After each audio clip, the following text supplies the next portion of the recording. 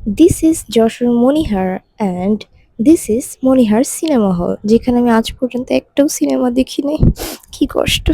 আজকের ভিডিওতে আমি আপনাদেরকে দেখাবো যশোর বড়বাজারের শুক্রবারের চিত্র। যেমনটা আপনারা দেখতে পাচ্ছেন, দোকানপাট বন্ধ থাকলে সব ধরনের জিনিস কিন্তু ঠিকই পেয়ে যাবেন। এখানে আপনারা খুবই কম দামে শাড়ি, থ্রি পিস একদম ইজিলি পেয়ে যাবেন।